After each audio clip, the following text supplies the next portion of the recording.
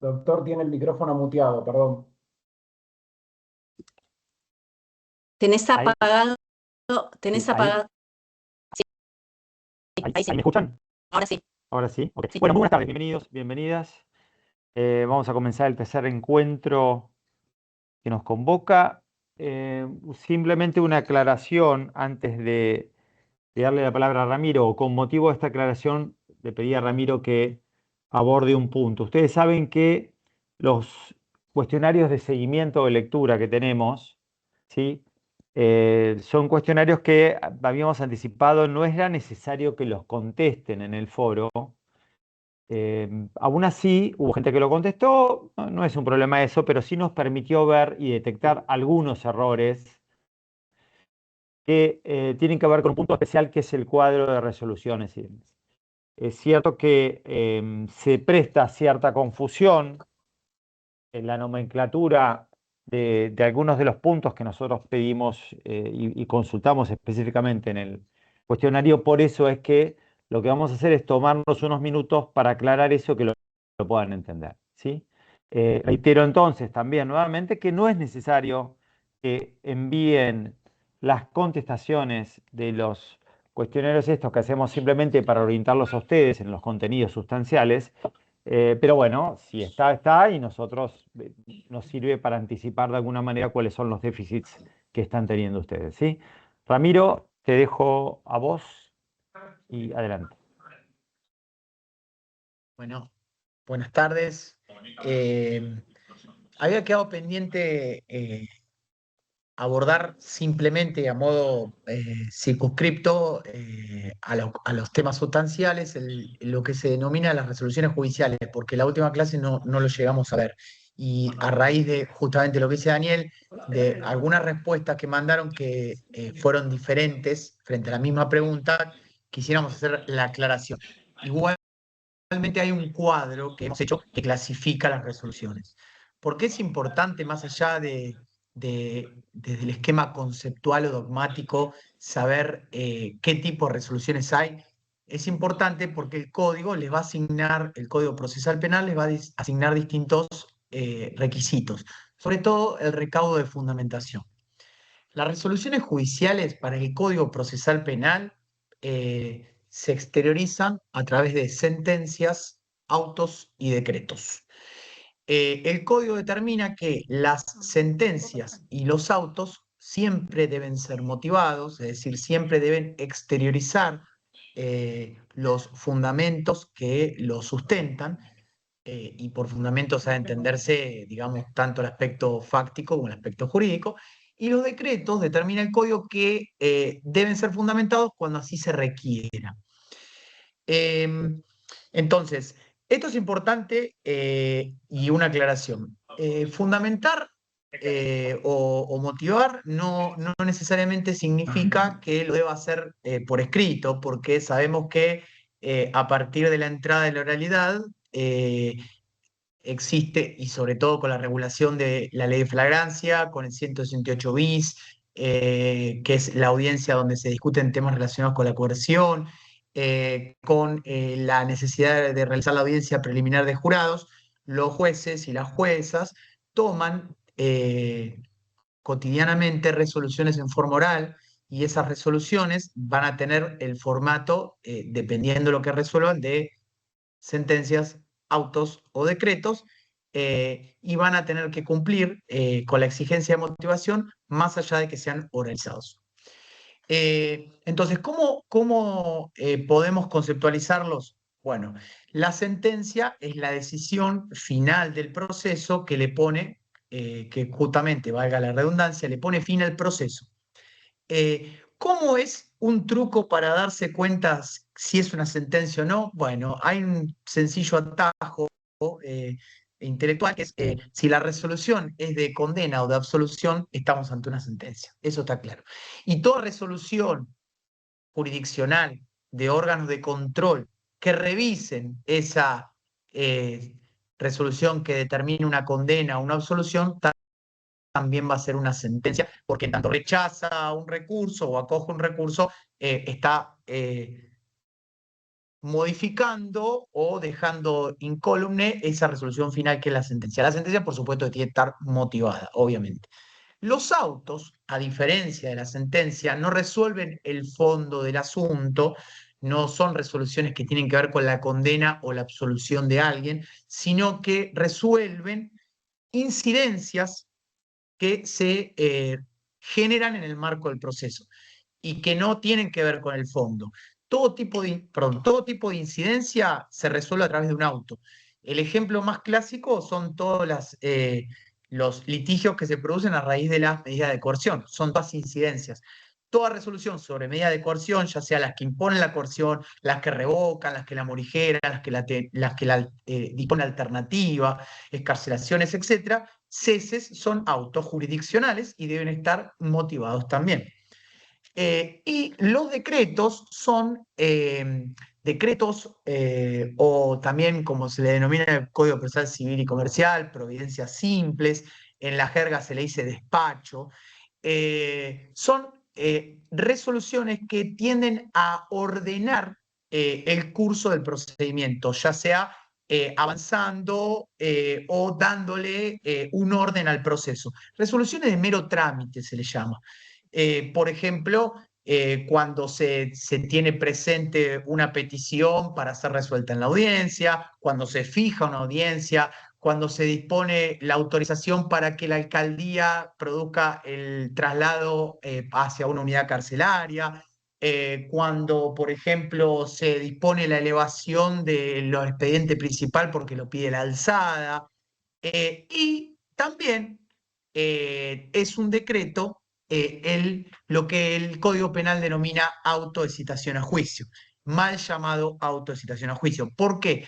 Porque más allá de la denominación, digamos, que realizó el codificador penal, lo cierto es que de acuerdo a la clasificación del Código Procesal que regula justamente la materia sobre las resoluciones judiciales, y que en sí mismo es un tipo de regulación que se respeta en todos los códigos de las demás provincias. Lo que se denomina la resolución que cita a juicio tiene por objetivo justamente comunicar que se ha ingresado a una etapa nueva del proceso, justamente la etapa de juicio. De modo que esa citación a juicio tiene por efecto que todas las partes sepan que la causa ya llegó a la etapa de juicio, quién es el órgano que va a intervenir en la etapa de juicio, sea un tribunal o un juzgado correccional, cómo está integrado ese órgano a efecto de que puedan efectuar recusaciones si así lo estiman pertinente, y asimismo, en ese mismo acto, se les indica a las partes que tienen la posibilidad de ofrecer prueba por el término de 10 días o pedir la audiencia, en el caso de que sea un juicio técnico, pedir la audiencia del 338, que es la audiencia preliminar. Recordemos que si es un juicio por jurados, la audiencia es obligatoria. ¿Por qué decimos que lo que se denomina, lo que el Código Penal denomina autocitación a juicio es un decreto? Porque en definitiva no resuelve nada, no resuelve ninguna incidencia. No hay ninguna resolución de tipo jurisdiccional frente a una incidencia, sino lo que se hace es le ordena el proceso porque implica justamente entrar a una nueva etapa, comunicar a las partes quién es el órgano y darle la posibilidad a las partes que ejerzan sus derechos o sus potestades, depende quién es el titular. Entonces, para terminar, el decreto en principio no tiene que llevar fundamentación, salvo que así se requiera. Y ustedes me dirán, bueno, pero ¿cuándo se requiere? Bueno, cuando se está resolviendo por ahí algo que tiene que ver con el orden del proceso y el juez considera que debe dar un fundamento porque puede generar un agravio, eventualmente, si la cuestión no fue bilateralizada, una reposición con apelación en subsidio. Puede ser, por ejemplo, un aval de traslado, que tiene como objetivo justamente ordenar el proceso porque el servicio pide un aval. Yo lo que hago personalmente, esto es algo como los trato yo, generalmente salvo que haya una situación en que el servicio informe con evidencia, por ejemplo, le encontramos 2 facas al detenido, necesitamos ya que lo pasemos, que lo mudemos, perdón, de unidad.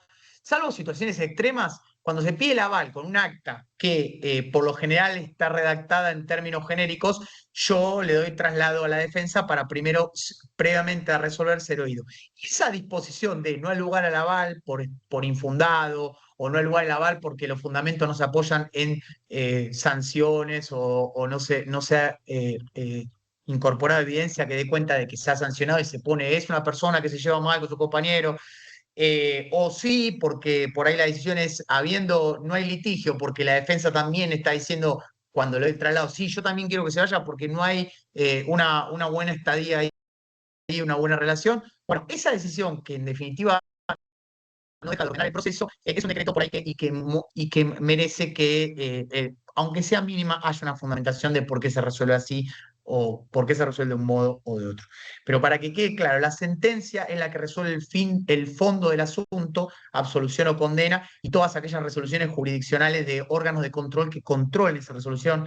El auto es el que no resuelve el fondo del asunto, resuelve otro tipo de incidencia que no es el fondo, y el decreto es el que le ordena el trámite del proceso. Por esa razón, y la última cosa que aclaro, para no insumir más tiempo, es que cuando estamos en un juicio, y esto es importante, aun cuando llegamos al final del juicio, incluso cerrado el debate, no necesariamente puede terminarse con lo que se denomina sentencia, con un veredicto. Puede pasar que se coteje en ese momento que la acción está extinta, y si está extinta no es una sentencia la extinción de la acción, sería un auto jurisdiccional porque resuelve justamente no el fondo, se resuelve un presupuesto procesal, que es la vigencia de la acción, y por tanto debiera canalizarse vía sobreseimiento, como lo hace la Corte Federal, por ejemplo, y la Corte de la Provincia, sobreseimiento por extinción de la acción.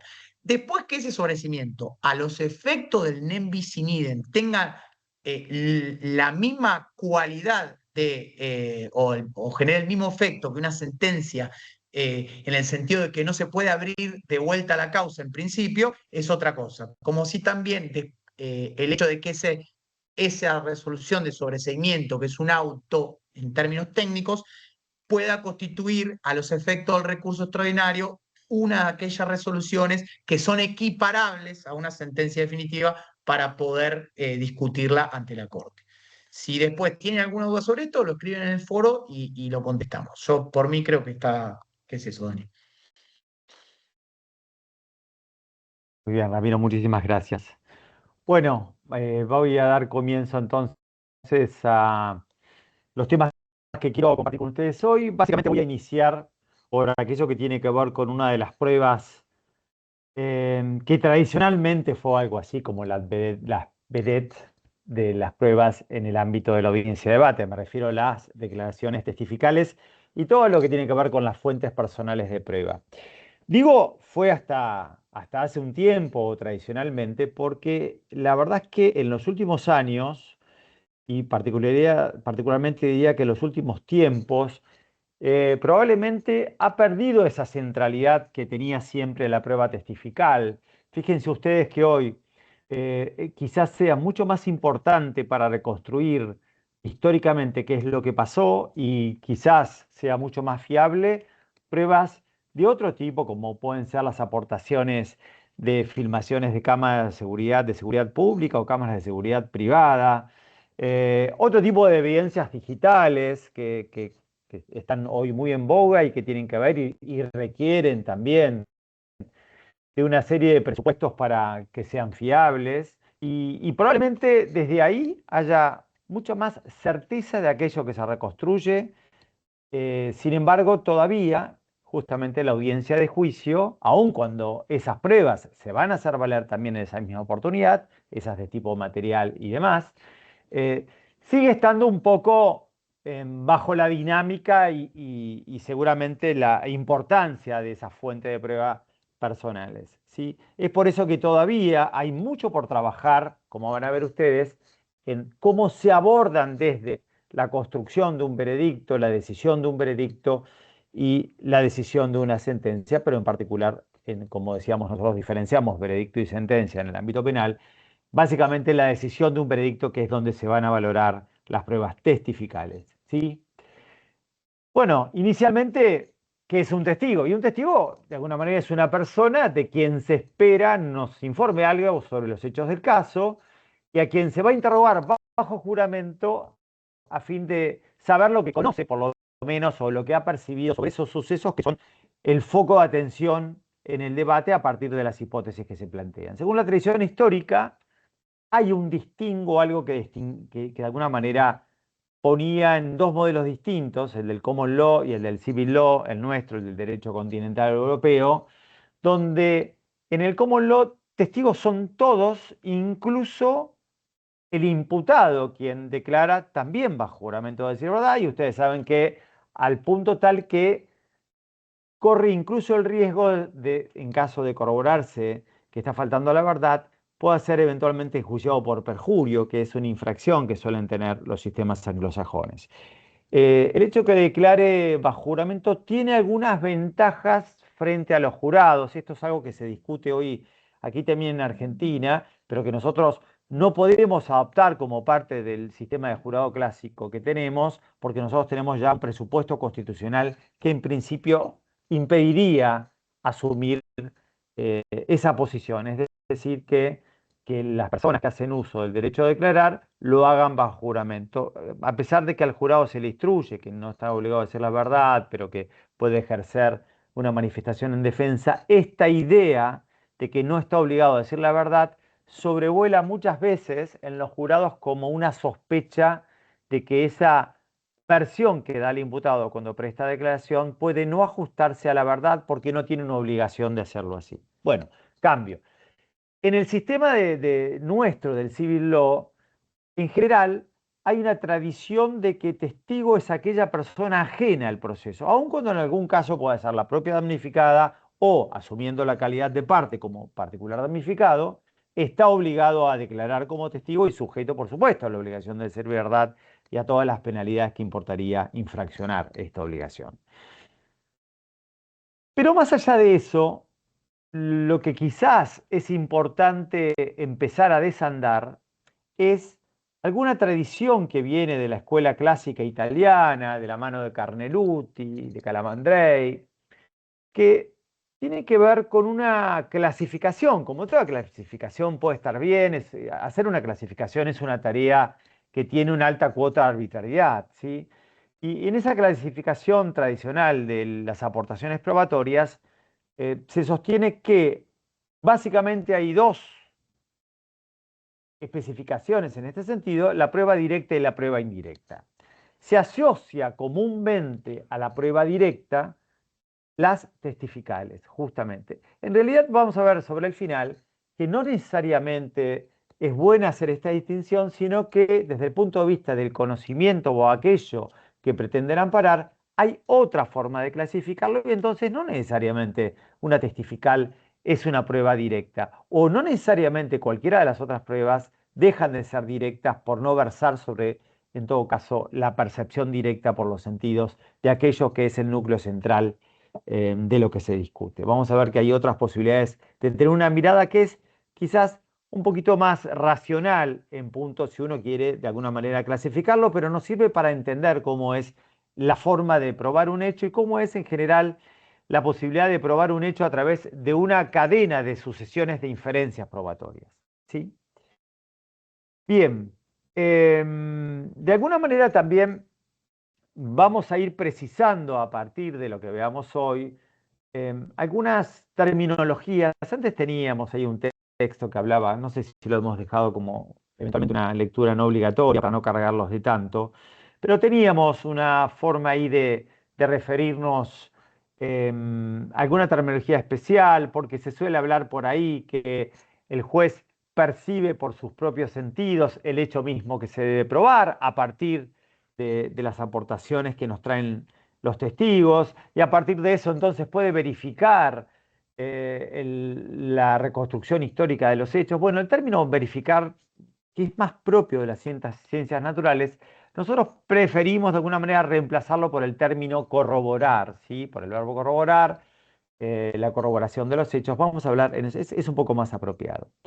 También es más apropiado entender que los jueces y juezas trabajamos sobre hechos del pasado. Y entonces esta idea de que los testigos nos ponen en una relación de inmediatez con los hechos es un poco ficticia, porque de ninguna manera, por más que nos trasladen aquellos que han visto a través de sus sentidos, que han percibido, no visto, han percibido a través de sus sentidos, nos permite tener alguna idea para poder, en todo caso, esa información, poder procesarla de acuerdo a pautas de corroboración, pero no van a recrear experimentalmente el hecho ahí en la misma audiencia. Entonces, esto es otra noción que precisamos desde el punto de vista terminológico, pero que ayuda también a entender un poco algunos déficits cuando se trabaja sobre esa valoración, ¿sí?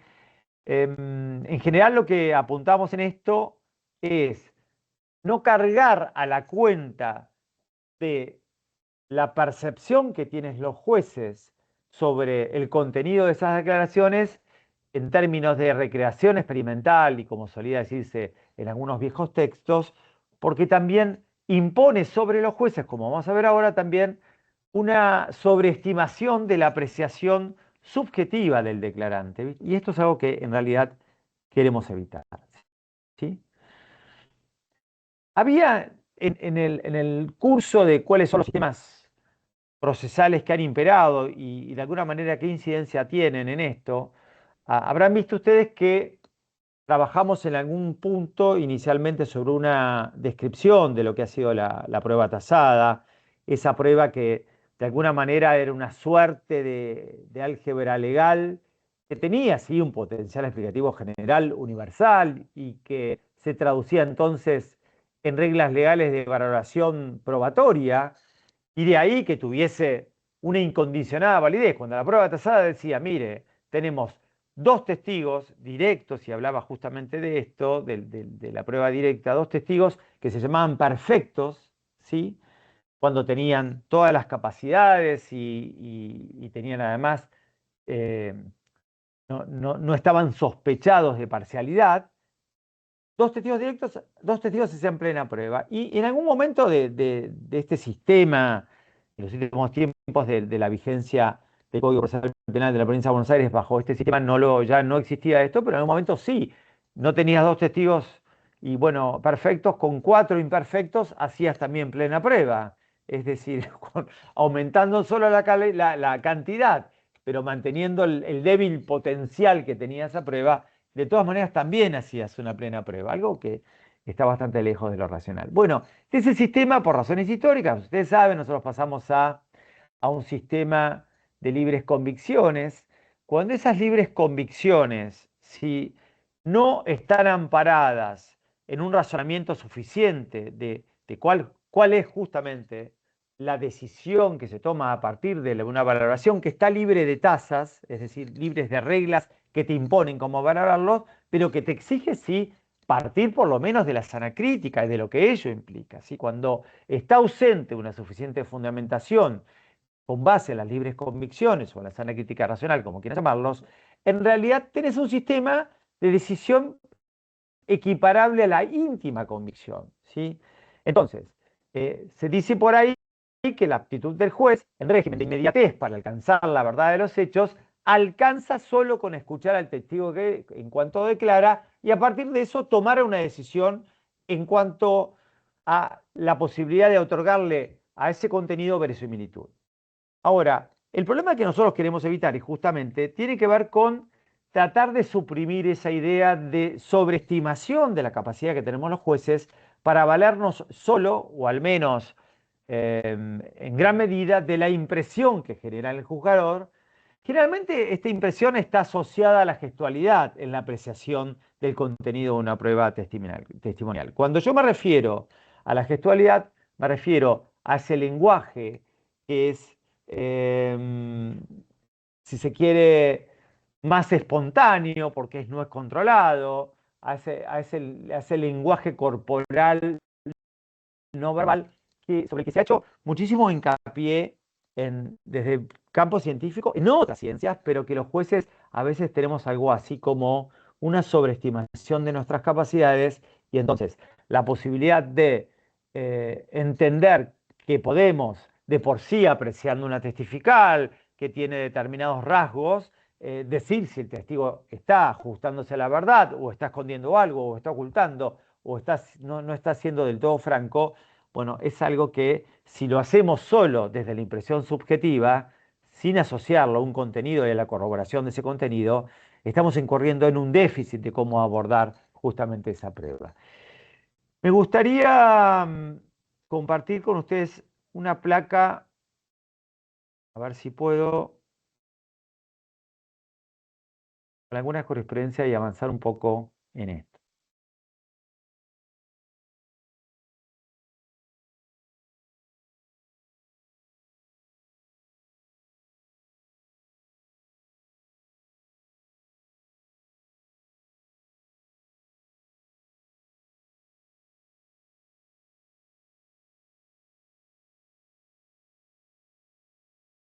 Voy a tratar de que se vea la pantalla completa. Ustedes me dirán si esto es así. Sí, se ¿Están viendo? ve Sí. pantalla completa. Bueno, voy a iniciar esta idea de lo que les acabo de decir, de este déficit que tienen muchos razonamientos que amparan desde el punto de vista de la credibilidad subjetiva, la verosimilitud que puede presentar una declaración testifical, con una sentencia que no es de Argentina, es del Tribunal Superior Español, que tiene un par de décadas, pero que en gran medida sigue vigente. Fíjense, elemento esencial para la valoración es la inmediación a través de la cual el Tribunal de la Instancia forma su convicción, no solo por lo que el testigo ha dicho, contenido, sino también por su disposición, las reacciones, sus afirmaciones que provocan en otras personas, la seguridad que transmite, en definitiva, todo lo que rodea una declaración y que la hace creíble o no para formar una convicción judicial. Por ello, las afirmaciones del recurrente negando credibilidad a las declaraciones de la perjudicada, y aquí lo importante, son de difícil aceptación en la medida que solo el tribunal de la instancia ha dispuesto de esta herramienta esencial de la valoración de la prueba. Se refiere a la inmediatez. Lo cierto es que hoy, en gran medida, esta idea de la importancia de la inmediatez viene asociada a cómo se registraba, cuál era el soporte de registro de lo que acontecía en la audiencia. Durante muchísimo tiempo, en el ámbito nuestro, no había ningún tipo de soporte y simplemente un acta donde se reflejaban parcialmente, en gran medida, solo a pedido de parte, aquellas constancias sobre algunas aportaciones probatorias de fuentes personales de prueba. Cuando me refiero a fuentes personales de prueba, bueno, yo creo que les anticipé antes, tiene un concepto general que la Corte Suprema en algún fallo de importancia, en el fallo Benítez, ha tratado como pruebas verbales. ¿Cuál es la importancia? Porque las pruebas verbales incluyen los testigos corrientemente como los conocemos, los testigos expertos, e incluso podría integrar como tales, y eso trae otra problemática aparejada que tiene que ver con el control, ¿sí?, las declaraciones de coimputados. ¿Sí? La Corte habla justamente en la sentencia más importante sobre el derecho a confrontar los testigos de cargo, que es el caso Benítez del año 2006, me refiero a la Corte Federal, ¿sí?, sobre el derecho a confrontar las pruebas verbales en contra del imputado, y cuando habla de confrontar pruebas verbales, deja abierta esto a la posibilidad de trabajar también sobre otro tipo de declaraciones como puede ser la de los computados. Claro que en nuestro sistema, yo creo que la Corte se inspiró, aun cuando no lo dice, porque cita fallos del Tribunal Europeo de Derechos Humanos, pero creo que se inspiró en el precedente de la Corte Federal de los Estados Unidos, que es Crawford versus Washington, donde para el sistema norteamericano justamente la utilización de la terminología pruebas verbales es aceptable por aquello que les decía al principio. También si los imputados declaran bajo juramento de decir verdad. Entonces, también están obligados a someterse al control de interrogatorio del resto de las partes, o eventualmente pueden quedar expuestos también a la debilidad de la versión que exponen ante el jurado popular. Bien, volviendo.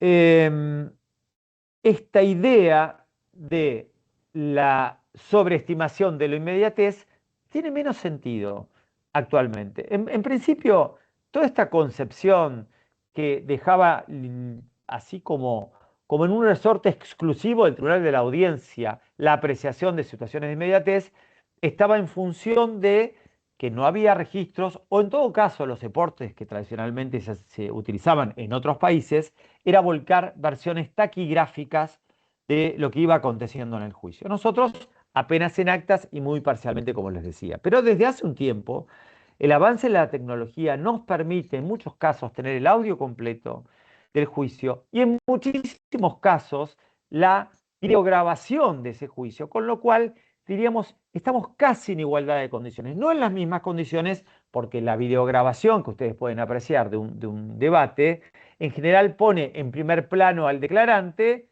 Entonces, con relación a quien presta esa declaración, hay una inmediatez que uno podría decir en variedad de condiciones con quien la presiona en su momento, con la ventaja además de poder reproducirlo cuantas veces quiero, pero tenemos una foto un poco más recortada en términos de apreciación del contexto, porque bueno, el tribunal está mirando todo lo que están haciendo las partes, ambas, lo que están haciendo, cómo se refleja en el público, más allá de cuál es el alcance que uno puede darle a todo eso, el tribunal tiene la foto amplia.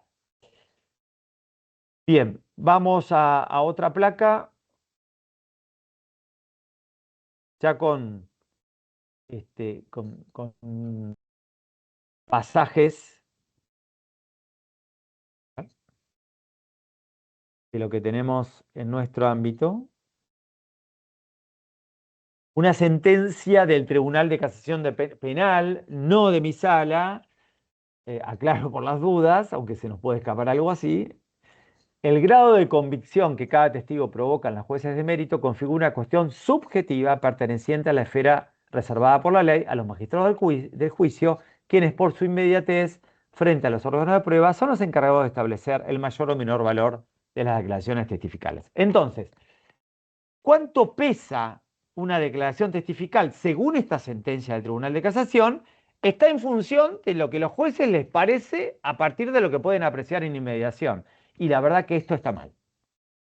Esto no es correcto porque a mi modo de ver deja abierta un espacio casi de un espacio infiscalizable, digamos.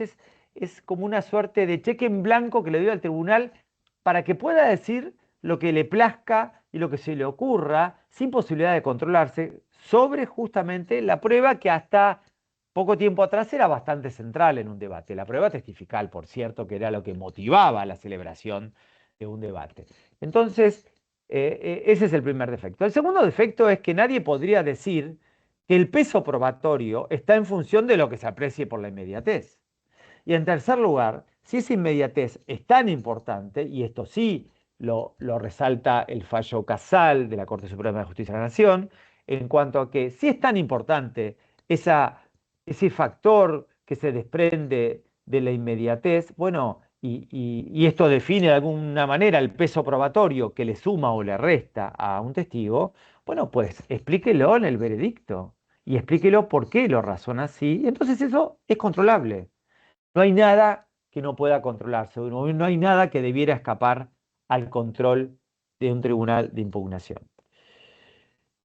Y mucho más acá en el tiempo, fíjense, hace muy poco, un tribunal en lo criminal ha dicho que gracias a la mediación reinante, en el juicio oral, no solo permite escuchar los testimonios mediante los cuales se pretende reproducir los hechos, algo sobre lo que ya dijimos alguna apreciación, sino que además posibilitan observar las conductas de quienes declaran y en especial advertir la intencionalidad que los motiva. ¿Cómo se advierte la intencionalidad? Bueno, salvo que se puteen en el debate o que abiertamente lo diga, la intencionalidad es un concepto bastante amplio que uno podría decir que es posible quizás, en todo caso, que la inmediatez pudiera permitir apreciar alguna animadversión. Ahora, intencionalidad es como un montón. Esto es algo de lo que les decía en el precedente González Nieva, que es un precedente muy interesante para trabajar desde la defensa, ¿sí? Se vuelve sobre una cita del fallo Casal que tiene que ver con lo que estábamos hablando. Ahora, el fallo Casal también está un poco alejado en el tiempo, bastante, porque el fallo Casal, que es del año 2005, está sobre otra idea de sistema. Fíjense que habla de expediente, de que hay mucha prueba allí, documental, pericial y demás, cuando hoy en realidad un sistema adversarial, la prueba pericial también la reproduce el testigo experto durante la audiencia, que por caso podrá consultar, ¿sí?, el informe pericial. Por supuesto, las partes pueden ponerse de acuerdo y pedir igual su incorporación, pero no es lo correcto, ¿sí? Lo correcto es que el experto dé las explicaciones en la audiencia de debate, que en todo caso podrá consultar a partir de las preguntas de las partes, ¿sí?, el material que ofició en su intervención en la etapa preliminar. Sigo para no perderme en el tiempo que llevo adelante con esto. Bien, hay algunos problemas que tienen que ver un poco con nuestra subcultura judicial en cuanto a las testificales. Ven ahí ustedes 3 puntos, ¿sí? El primero, un poco ya me explayé en cuanto a esta idea distorsionada de que los testigos nos ponen en contacto directo con los hechos, como si el tribunal tuviese esa capacidad de volver a verlos en una recreación física, ¿eh? Luego, en el segundo de los puntos, déjenme ver. Hay una idea donde se supone que un testigo, así de manera muy lineal, trae consigo aquello que apreció en alguna oportunidad y viene libre de toda injerencia externa y lo trae así purito a como lo vio, y así lo transmite. Bueno, la verdad es que esto, como vamos a ver en unos minutos más, no es un proceso que esté libre de interferencias, ¿sí? Y también en este sentido, y un poco encabalgado a esto, justamente las personas que van a ser testigos o que han apreciado un hecho que a futuro eventualmente pueden ser testigos, no concurren a la apreciación y a la percepción de ese fenómeno sobre el que se van a explayar contándonos qué es lo que saben, no concurre de la misma forma. ¿Por qué? Porque cada uno de nosotros, ¿sí?, ese hecho para cada uno de nosotros, ¿sí?, puede tener diferente sentido, ¿sí? Nosotros no apreciamos todos desde el mismo foco de atención, sino que ya de por sí cada uno lo aprecia desde una suerte de anteojeras, ¿sí?, que tienen varios componentes que nos limitan y nos condicionan la forma en que vemos las cosas. También, de acuerdo a la importancia que le damos, es la posibilidad de apreciar más o menos detalles o de retener más o menos información, como vamos a ver, con lo cual entonces no es algo tan sencillo, y ustedes lo ven muchas veces, que en un suceso que se debate en un juicio, los testigos, varios que estuvieron presentes frente al mismo hecho, tienen diferentes apreciaciones sobre lo que vieron, ¿sí? En general no suelen ser diferencias sustanciales, pero incluso, y de acuerdo a vivencias personales, pueden tener, sí, diferencias sustanciales en qué es aquello que se retiene y cómo se retiene.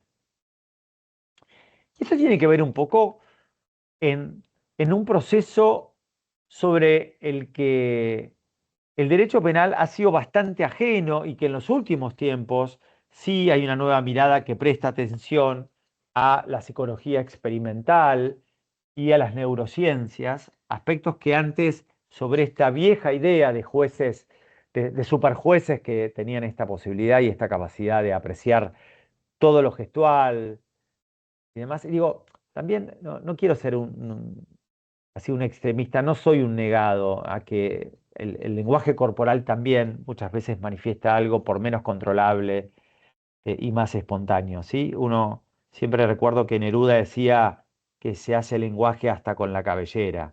Es cierto, pero el punto es que no creo que nosotros, ¿sí?, nosotros los operadores del sistema, o al menos los operadores jurisdiccionales, tengamos esa capacidad de poder apreciar con precisión. Y digo esto no porque se me ocurre, porque hay muchísimas pruebas en investigaciones que se han hecho y donde los jueces han errado casi en el 50% de los casos sobre apreciaciones, por ejemplo, de personas que estaban declarando algo falso. Entonces es una moneda al aire, 50% es una moneda al aire. Y peor, habían fallado más los policías sobre la apreciación de las declaraciones.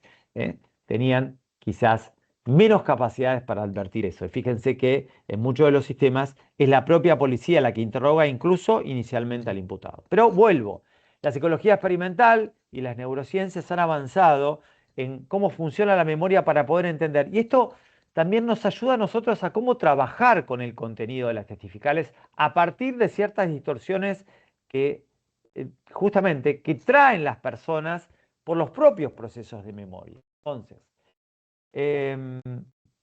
lo que vemos es que no hay una percepción de ninguno de los 5 sentidos que sea absoluta y neutral, sino que tenemos como anteojeras cognitivas que se van a mezclar con nuestras propias capacidades biopsicosociales, ¿sí? Es una percepción limitada y en función de esas limitaciones e interferencias vamos a recordar en función de lo que hemos codificado inicialmente.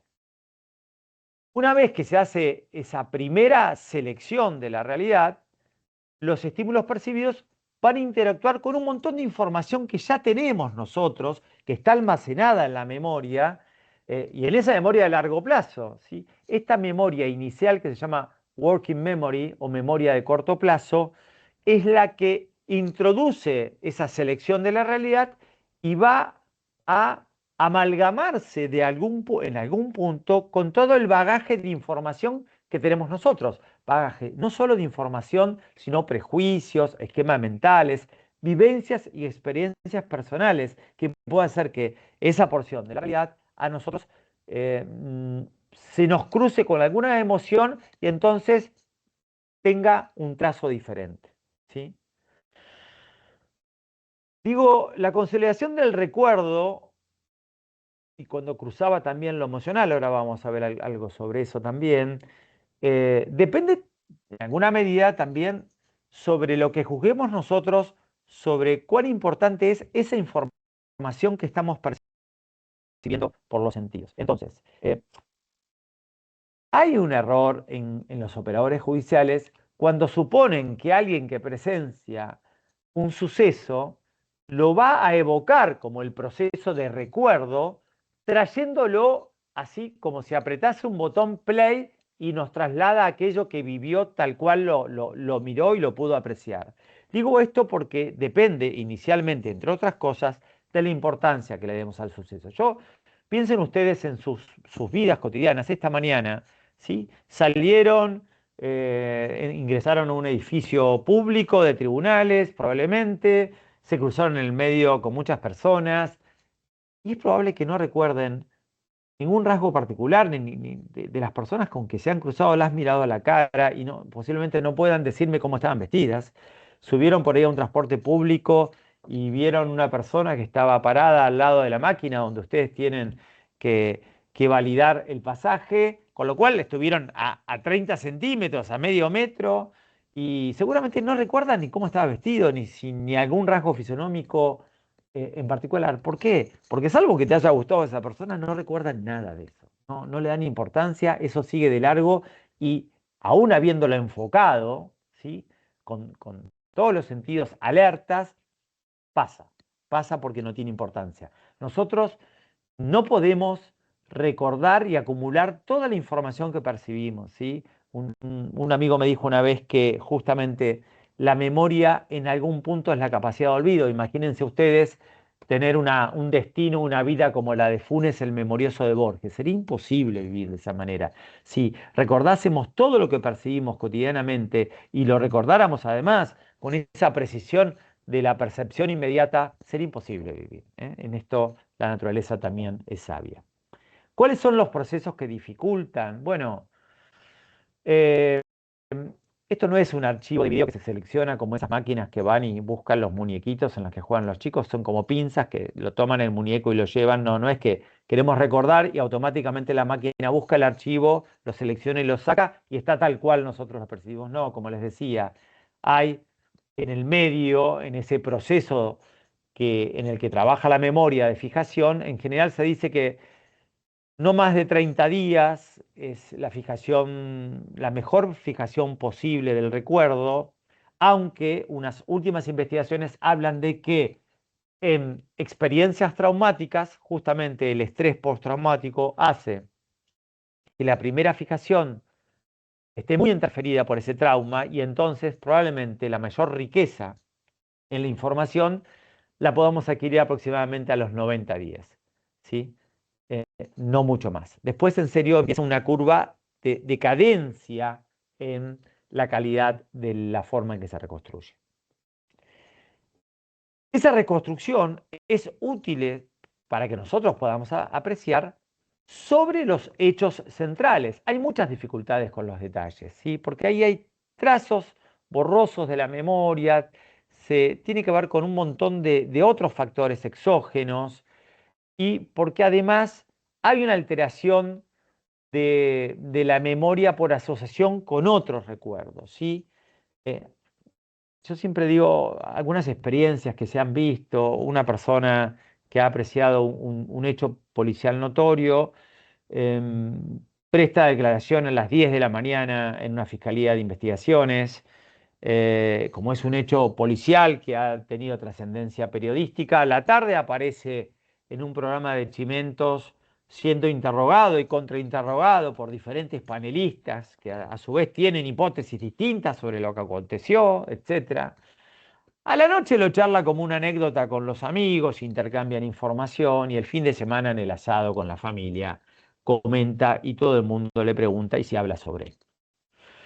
Cuando un año o 2 años después, ¿sí?, o algunos meses en el mejor de los casos, tiene que sentarse y contar qué fue lo que apreció, ¿qué quedará de aquel contenido original que efectivamente se condice con lo que realmente percibido? ¿Y cuánto habrá de interferencia en ese proceso de reconstrucción con justamente esta suerte de manoseo de ese primer contenido percibido con la interacción de otras personas? Por eso es muy importante, como decían los Simpson, tener presente muchas veces cuántas veces fue interrogado sobre eso, cuántas veces fue interrogado jurisdiccionalmente o extrajudicialmente por otras personas, cuántas veces ese niño fue requerido para que cuente esa versión.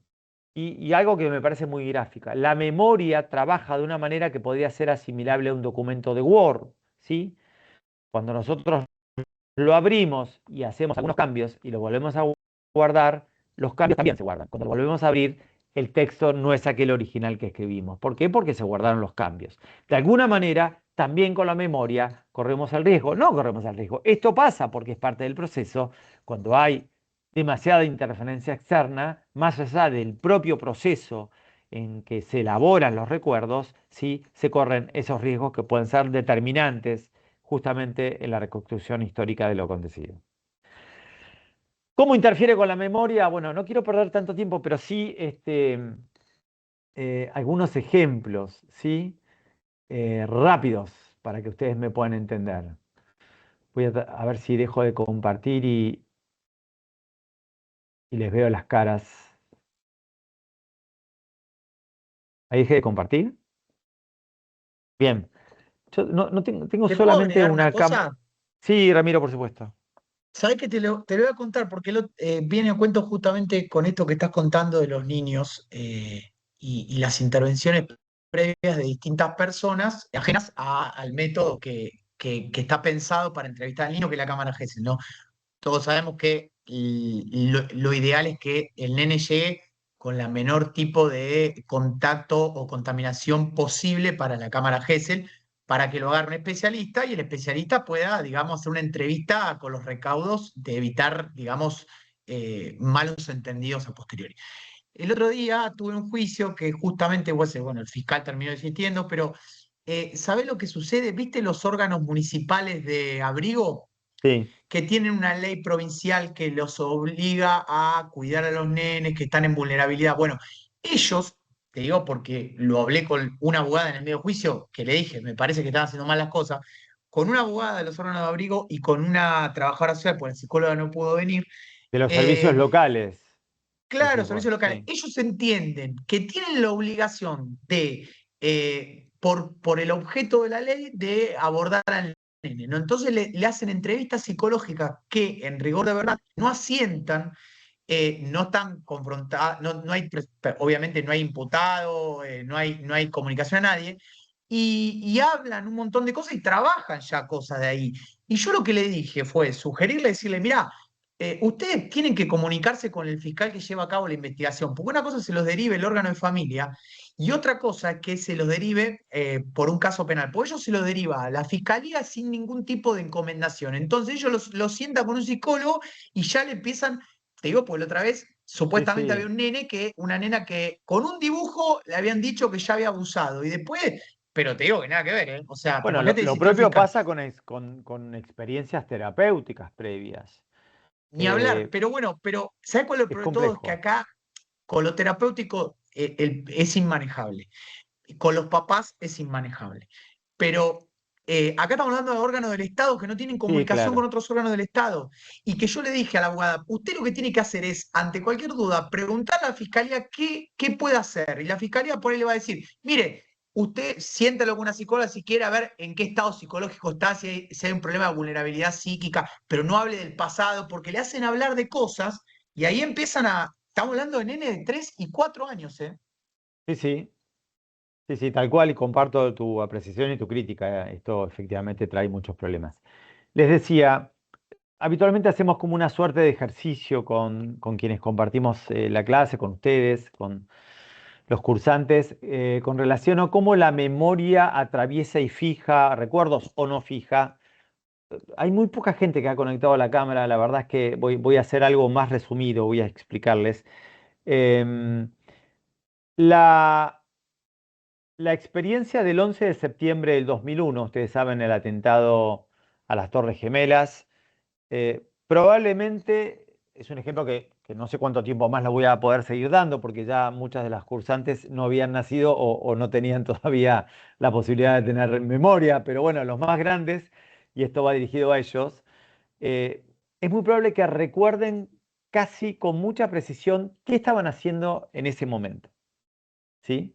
¿Qué estaban haciendo para nosotros fue la media mañana cercana al mediodía, en que nos enteramos y vimos las imágenes de los ataques a las Torres Gemelas. En mi experiencia personal, yo me acuerdo casi con lujo de detalles y es probable que ustedes también. ¿Es verdad esto? Me pueden hacer así con signo, me pueden. Bueno, bien. Sí. Sí, sí, sí. Hay otras experiencias que uno puede decir, a ver, seguramente el primer beso, la fiesta de 15 de las chicas, no sé, el primer partido de fútbol importante que tuvimos los pibes, ahora también las mujeres, en aquella época no jugaban al fútbol, la primera vez que vimos nuestro equipo de fútbol salir campeones, los de Boca no, pues estamos bastante más acostumbrados a eso, pero otros clubes un poco más chicos, como el de Carola, por ahí, ven, bueno, se ponen muy contentos y esa percepción uno no la olvida más. Bueno, ¿recuerdan haber visto el impacto de los dos aviones ese mismo 11 de septiembre que tantos digo el 11 de septiembre pues yo no me acuerdo qué hice el 10 y no me acuerdo qué hice el 12. ¿Mm? Me acuerdo perfectamente hasta cómo estaba vestido ese 11. ¿Recuerdan haberlo visto? Ese impacto sobre las torres de los aviones. Buenas tardes. Yo recuerdo, no el primero, pero sí el segundo, porque lo vi en vivo, el segundo. Ajá. Sí, yo recuerdo uno solo, pero la imagen, ¿no? De haberla visto en la televisión. Bueno, Estaba debo decir trabajando. que ambos tienen un excelente recuerdo. No me sirven para el ejemplo porque en general la gente suele hablar, yo mismo, de los dos impactos y en realidad el 11 de septiembre se vio solo un impacto, el segundo. El primero fue filmado por casualidad por unos documentalistas franceses que habían dejado una.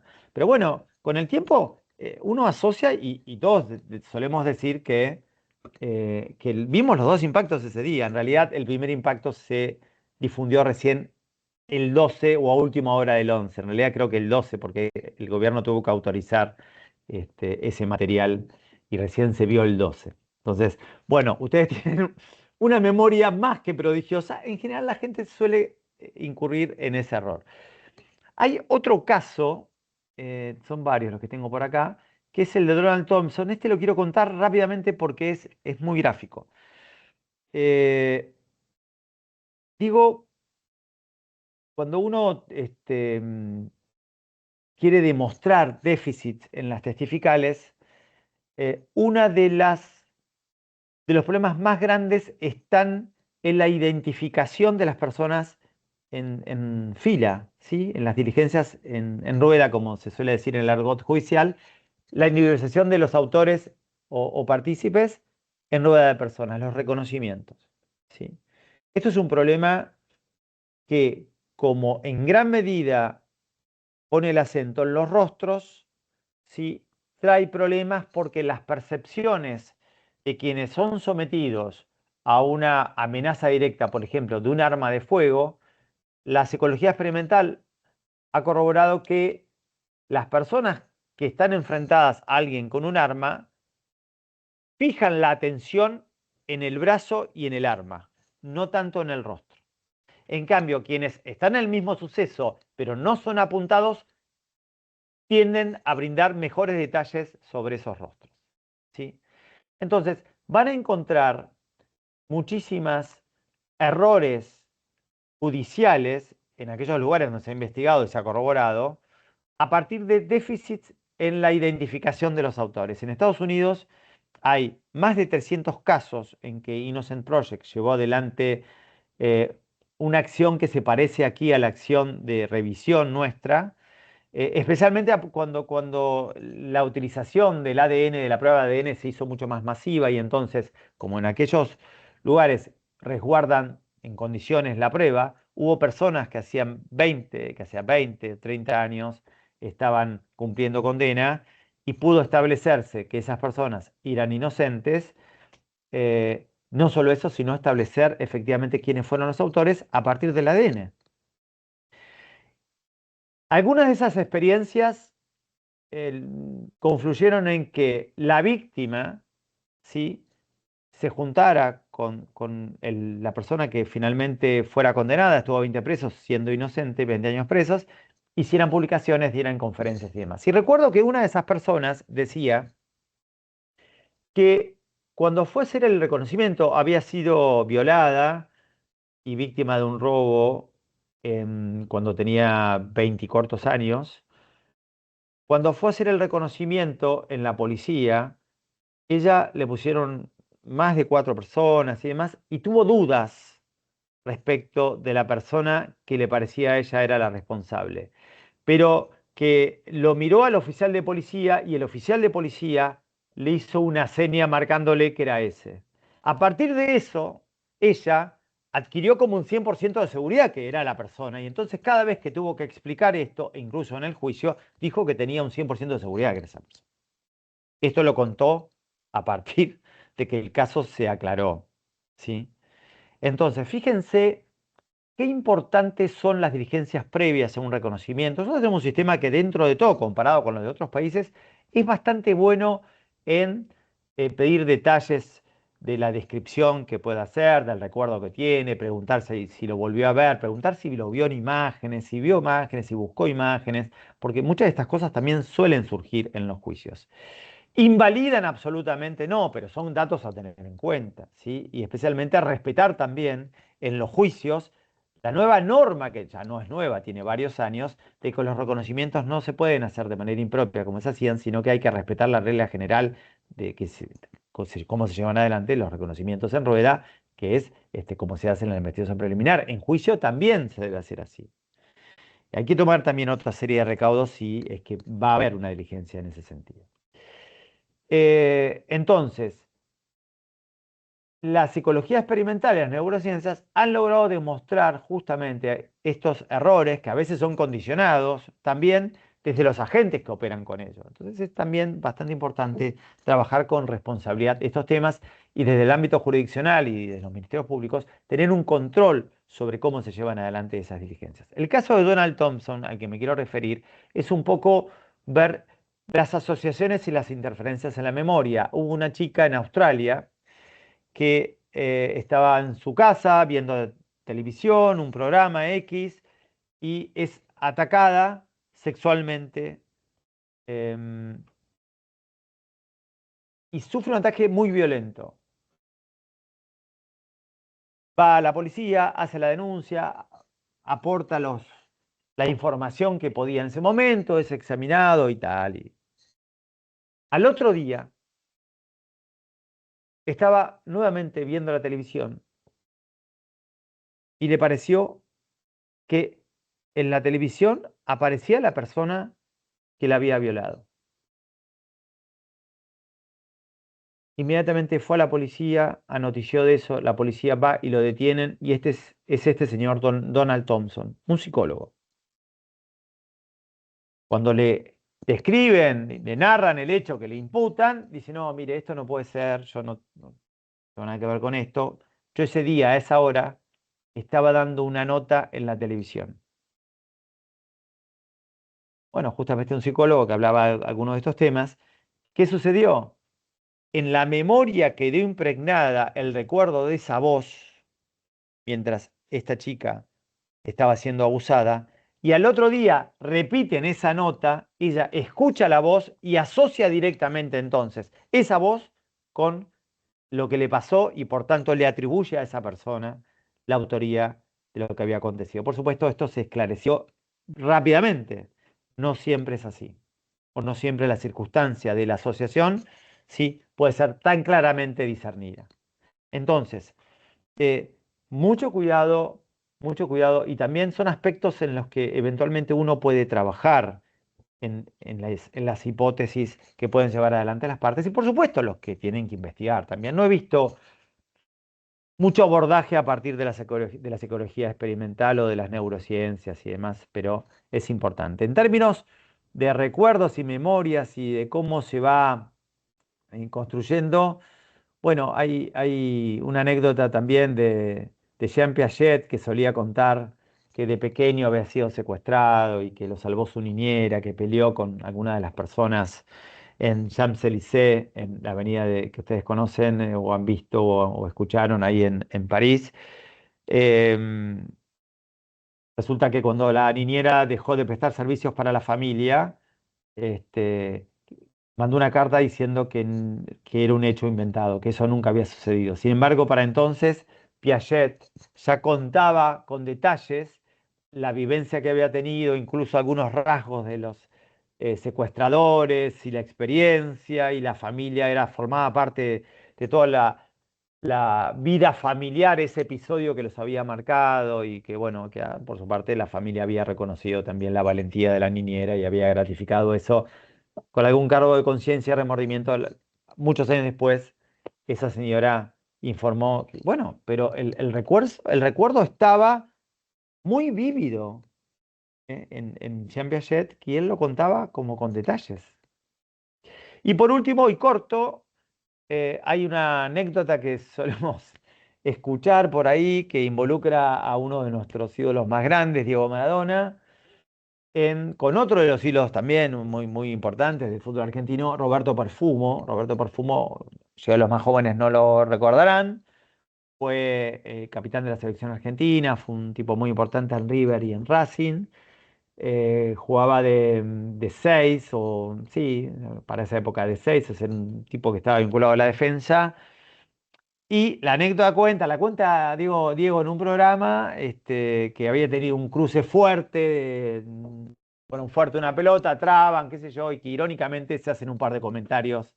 Diego, como lo admiraba mucho, irónicamente le dijo, la pierna bien, maestro, algo así, él lo cuenta. Bueno, después Ramiro me hace acordar siempre que al otro día fueron a buscarlo a Perfumo y le preguntaban sobre esto, y Perfumo decía, bueno, no me acuerdo bien. Bueno, cuando van a consultar a los periodistas que tienen estadística, conocen y entienden del tema, nunca hubo un partido en el que se enfrentaran Perfumo y Maradona. Pero todo el mundo repite eso, como que efectivamente pasó. Como el discurso de Evita, que dijo volveré y seré millones. Evita nunca dijo volveré y seré millones en ningún discurso. Entonces, fíjense cómo nosotros terminamos de una u otra forma incorporando elementos. Me digo siempre, me pasa con mis amigos de la adolescencia, que nos juntamos siempre, los compañeros del colegio, empezamos a contar siempre las mismas anécdotas, las contamos todos los años, y de repente cuando paramos un poco y algunas de las anécdotas que me involucran, yo presumo de tener buena memoria, digo, che, pero vos no estabas ahí, no te recuerdo. Bueno, es que lo contamos tantas veces abrimos ese recuerdo y que incorporamos otra información que ya el tipo lo ve como se ve ahí.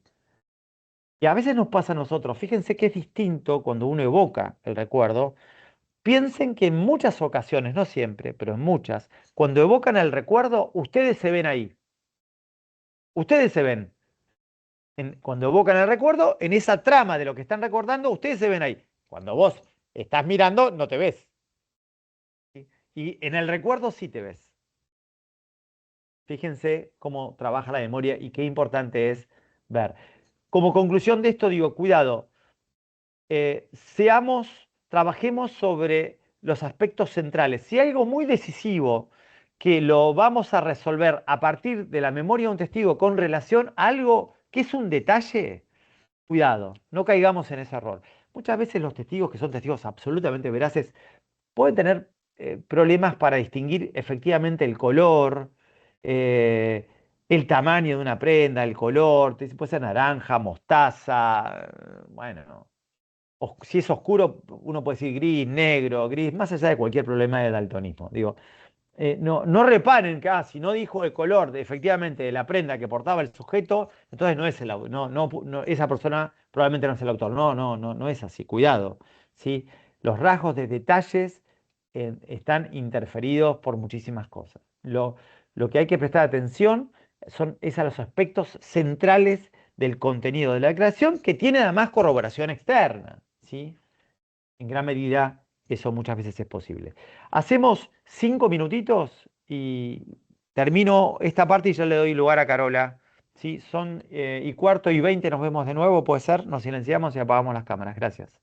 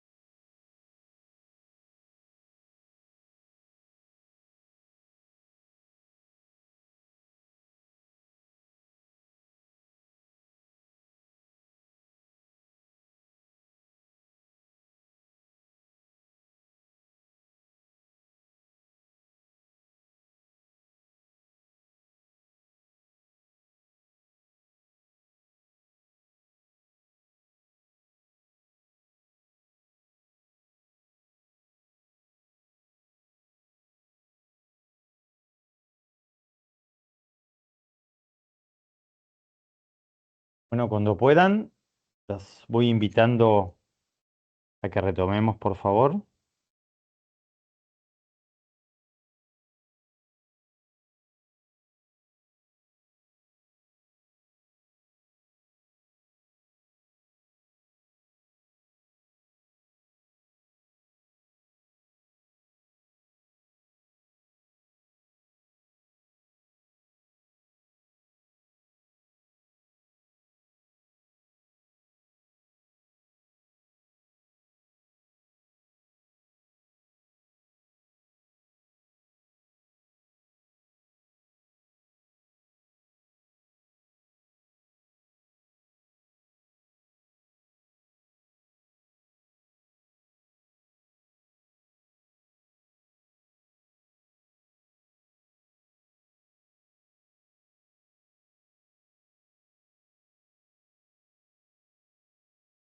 Bueno, bien.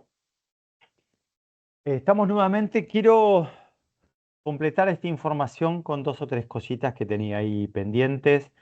Voy a compartir la placa para que terminemos.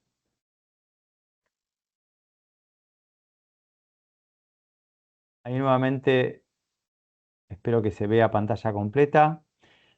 Una pequeña apreciación que tiene que ver con la valoración del rendimiento de la declaración testimonial o testifical. ¿Sí? Hay 2 aspectos, 2 juicios, uno externo que es sobre el hablante y otro interno que tiene que ver en sí mismo como discurso, es decir, la consistencia interna de esa declaración en sí misma, ¿sí? Si uno lo evalúa conforme esa información que viene dando la coherencia intrínseca y luego la coherencia y corroboración con otros elementos que puedan validar aquello que se dijo. Son juicios complementarios.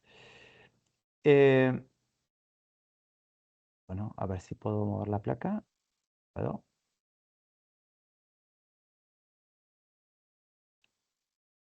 La testifical entonces se articula en 3 tramos: el de la audición del declarante, la determinación del crédito que como tal pudiera o no merecer.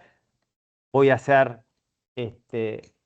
un poco hincapié en este segundo tramo porque es un poco el que roza con algunos aspectos de la inmediatez. Y el tercero, que para mí es el más importante, el que tendría por objeto evaluar si lo narrado es o no cierto, que tiene que ver con la corroboración de ese contenido con otros elementos.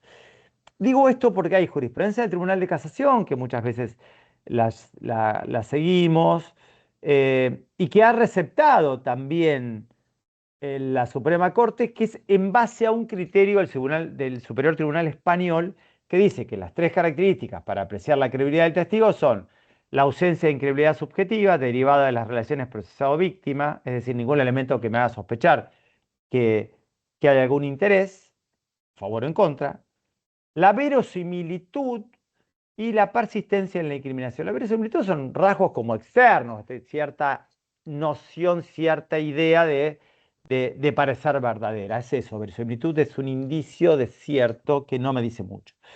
Pero, y con eso es suficiente. Y la verdad es que alguien que no aparezca visible un problema en la relación con procesado o víctima, que bueno, que sea alguien que más o menos habla de corrido, mantiene la declaración y es persistente en todas las veces que fue cuestionado, algo que no es tan complejo de hacer, pareciera reunir todas las exigencias para, en todo caso, apreciarla como una testifical de calidad, y no, porque si solo reparamos en estos aspectos que nos indica esa jurisprudencia, estamos haciendo hincapié solo en el segundo de los puntos, que tiene que ver con el crédito, con la credibilidad.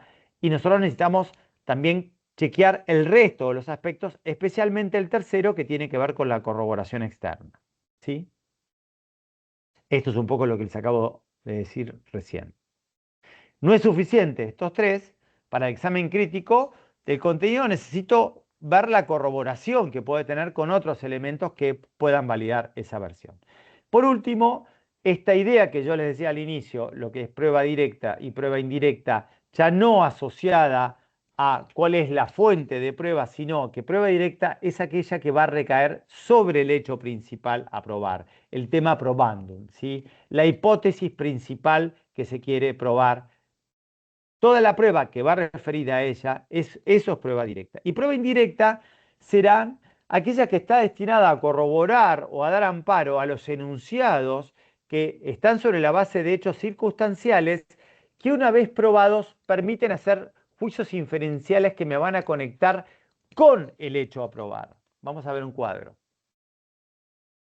Ven ustedes ahí la hipótesis principal a probar, la prueba directa que justamente nos trae información directa sobre esa hipótesis y otros hechos que son, a veces se los denomina circunstanciales, que son objeto de prueba, se llaman así, indicios, es decir, hechos que son notos, que son conocidos y que a partir de que estén suficientemente probados, me van a permitir hacer juicios inferenciales para trasladar entonces esa conclusión como forma de comprobación de la hipótesis principal. Es decir, son hechos indicadores, ¿sí?, de alguna probabilidad de corroboración respecto de la hipótesis principal.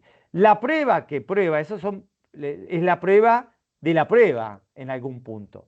Es decir, la prueba del hecho que me va a permitir probar la hipótesis principal. Esa prueba es indirecta. La prueba del hecho circunstancial que ustedes ven ahí es indirecta. Y muchas veces los hechos principales se prueban a partir de una secuencia de inferencias y escalas probatorias. De manera tal que cuanto más lejos de la hipótesis principal esté el hecho desde el cual surgen y parten las diferentes inferencias, más débil va a ser su capacidad de rendimiento, ¿sí? Más débil va a ser su capacidad de rendimiento. Ahí ven ustedes que está como en un primer grado, pero bueno, puede ser que sea una cadena de inferencias y entonces, a medida que esté más alejado de la hipótesis principal, tiene menos capacidad de rendimiento. Los voy a dejar entonces ahora con Carola para que continúe con justamente cómo se trabaja sobre las corroboraciones de hipótesis. Muchísimas gracias. Después, en todo caso, al final, si hay alguna duda, lo conversamos, ¿sí? Carola, tu clase. Bueno, gracias. Bueno, como decía Daniel, vamos a ver en este tramo de la clase, o vamos a proponer una metodología para la corroboración de hipótesis. Acá vamos a ver algunos aspectos que ya vimos o que son muy similares a los que vimos cuando hablábamos de la teoría del caso, y cuando nosotros hablemos acá de hipótesis, vamos a hablar de hipótesis en términos de lo que cada una de las partes plantea que ocurrió, ¿sí? También recuerden, para tener presente, que cuando nosotros hablábamos de proposiciones fácticas, ¿se acuerdan? Cuando veíamos la parte de teoría del caso, decíamos que la proposición fáctica eran enunciados o afirmaciones de hecho sobre los que recaía la prueba. Esto ténganlo presente porque quizás les posibilita también incorporarlo a lo que vamos a ver hoy. Bien, entonces, partimos de una premisa básica del proceso penal, y es que uno de los objetivos del proceso penal es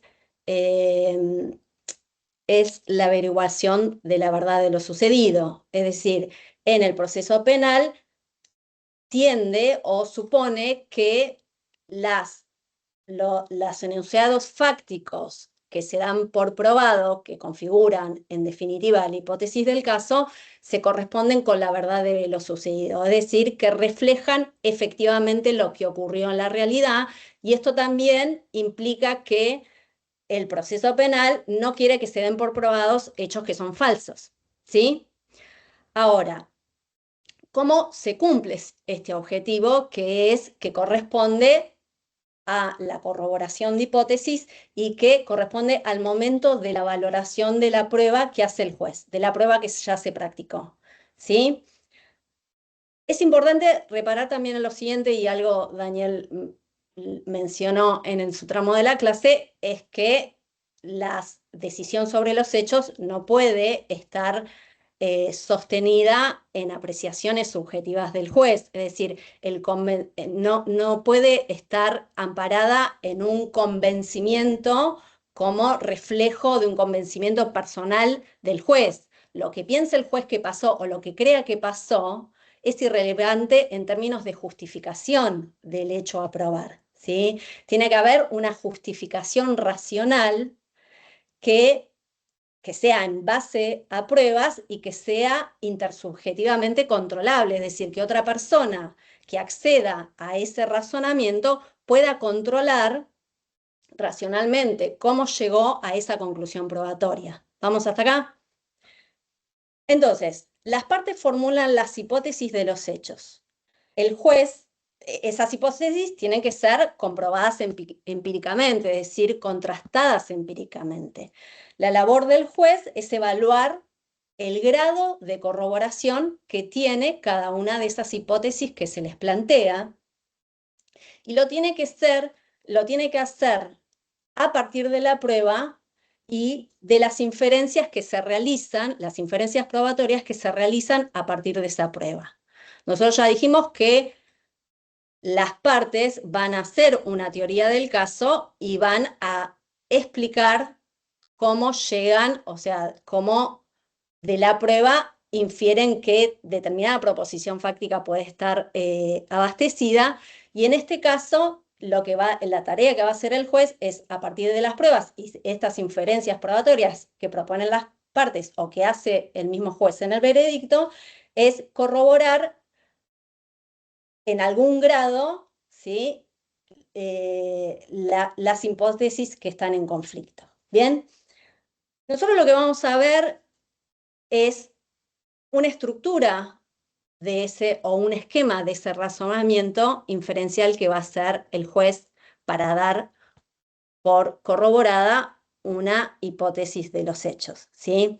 Yo voy a plantear una muy simple para que ustedes vean esa estructura, ¿bien? Digo, hago esta aclaración porque planteo un pequeño casito, les digo qué es lo que hay de prueba, o sea, y no entremos en hipótesis si pasara esto, sino que aténganse al esquema. Yo quiero que se armen en la cabeza ese esquema del que vamos a hablar. Entonces, el caso que se puede dar usualmente en materia penal. La policía detiene a un sujeto en las inmediaciones de una joyería en la que acaban de matar a tiros al dueño en un intento de robo, ¿sí? Entonces, la hipótesis de estos investigadores es que ese sujeto, el que está detenido, hizo los disparos. ¿Bien? Esa es la hipótesis. Los investigadores del caso, además, saben que cuando una persona dispara un arma de fuego, le queda pólvora en la mano, ¿sí? Los investigadores también saben que hay procedimientos técnicos específicos para comprobar si alguien tiene rastros de pólvora en una mano, ¿sí? Y los investigadores también saben que el sujeto que le disparó al joyero no tenía guantes colocados. ¿Vamos hasta ahí? Ahora, si yo tengo estos datos que yo les planteo, la hipótesis que tienen los policías y estos datos que les acabo de plantear, entonces les pregunto, si la hipótesis de estos policías fuera verdadera, fuera correcta, ¿qué esperarían de la evidencia? ¿Qué esperarían encontrar? Alguno que se anime, alguna. Y en la evidencia esperaría que el personal policial me dijera que le tomó muestras a la persona que aprendió, que después con esas muestras se llevó a cabo una pericia y ver si esa pericia determinó si efectivamente efectuó disparos o no. O Es sea, decir, el objetivo, ¿qué esperarías encontrar? Más allá de los prueba procesos. material que me una o me vincule a la persona detenida con el disparo. A ver, ¿alguien más? No está mal, estoy viendo cómo hacen el razonamiento. ¿Alguien más quiere hablar? El arma, si la llegaron a encontrar en el lugar de los hechos también. No entremos en agregar datos fácticos. Yo les Ok, digo, ok, perdón. manotearon a este sujeto, dicen, él disparó. Y saben que cuando una persona dispara, le quedan pólvora en las manos, saben que hay Rastros un de pólvora procedimiento. tiene que ir a buscar. ¿Cómo? Claro, o sea, la hipótesis de la pregunta me parece que La lo que se va a hipótesis es verificar si que tiene rastros de pólvora en la mano. Claro, si tiene rastros de pólvora en la mano. claro. ¿Están de acuerdo? Acá, Perdón. Facundo. Tengo entendido que por más que no haya rastros de pólvora en la mano, No, por no, más. sí, pero no Sí. entremos en hipótesis. Yo digo, con esos datos, si yo Ujú. sé que tiene que tener eso, si yo sé que hay una técnica y tengo ese caso, sos el policía, ¿qué vas a buscar? ¿Qué vas a esperar o qué esperás encontrar en la prueba? Y lo que dijo la colega, certeza de que tiene rastros en la mano. Ok, podemos coincidir hasta ahí. Bueno, Con la premisa entonces, que estableciste. ¿cómo? Con la premisa de que tener rastros en la mano implica. Sí, por eso Sí, le dije, sí, por eso digo, demos por cierto esto para entrar. Si esto fuera así, si fuera tan simple como el esquema que les estoy, porque yo quiero que vean, más que nada, no tanto me importa ahora el contenido, que sí, sino el razonamiento que hacemos. ¿Sí? ¿Me siguen? Entonces, los policías podrían decir que si el sujeto hizo los disparos, esa sería la hipótesis, ¿bien? Y sabemos que el disparo de arma de fuego deja rastros de pólvora en la mano y además que eso se puede constatar. ¿Eso qué es? Es un conocimiento previo que yo tengo de cómo funcionan las cosas en el mundo y que existen procedimientos específicos o científicos para constatar esto, ¿bien? Entonces, tengo la hipótesis y dije que una consecuencia es que encontraría pólvora en las manos. Pero bueno, en el medio, ¿sí? de este hecho a este hecho, tengo que saber que existe ese conocimiento previo. Es decir, que el mundo funciona de determinada manera que cuando uno dispara le queda algún rastro en la mano y que hay técnicas específicas. Es un conocimiento previo con el que yo cuento. Y en definitiva lo que vamos a ver es que eso es una garantía de ese razonamiento. Yo no puedo saltar de la hipótesis a esa conclusión que estoy pensando, ¿sí? Si no tengo un conocimiento o una garantía que me los vincule, ¿sí? Y después también dije que sé, o saben estos investigadores, que el sujeto no tenía guantes colocados y eso vamos a decir que en este esquema de razonamiento es una condición inicial, que este es del caso concreto. O sea, el conocimiento previo es general, ¿sí? Yo ese conocimiento que acabo de decir lo puedo aplicar a todos los casos que se me ocurra. La condición inicial es de este caso concreto que yo estoy evaluando, ¿sí? Entonces, los policías van a decir, sí, esta es mi hipótesis y efectivamente, si demos por sentado o demos por válido que el disparo de un arma deja rastros y además eso se puede constatar y además también sabemos y damos por cierto que esa persona no usó guantes, entonces yo puedo predecir o inferir que esa persona va a tener, si mi hipótesis es correcta, esa persona va a tener pólvora en la mano. ¿Vamos hasta acá? Bien.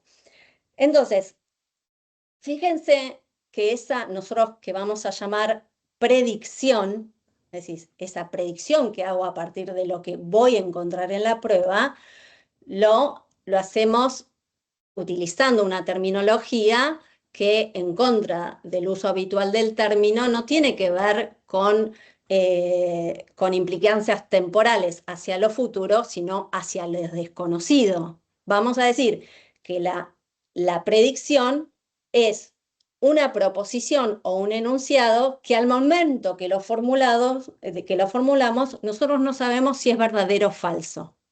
¿Sí? Nosotros tenemos los hechos que acabamos de decir y lo otro es un razonamiento.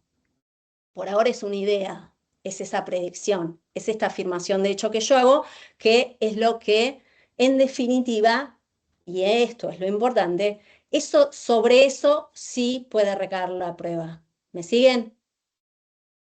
Entonces,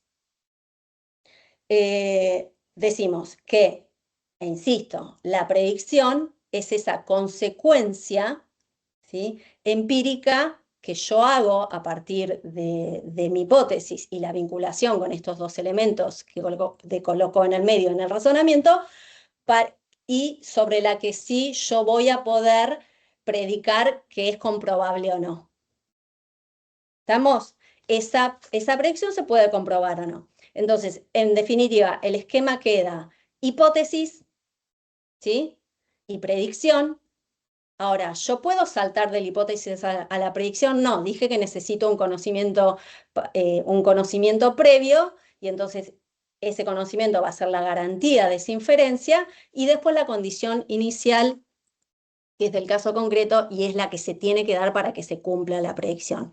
Porque yo les pregunto lo siguiente, si en el caso que acabo de mencionar, los policías, en este caso, no supieran, no estuviera en la mente de estas personas que las armas dejan rastros de pólvora, o sea, eso no es un conocimiento que tienen, o que hay procedimientos para constatar eso, ¿podrían hacer la predicción que acabamos de decir? No.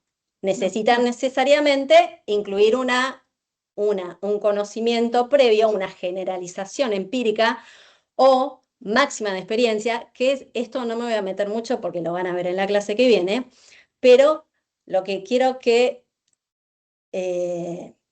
internalicen de alguna manera es este esquema de razonamiento con el que vamos a trabajar. ¿Bien? Avanzo un poquito más. Entonces, repasando.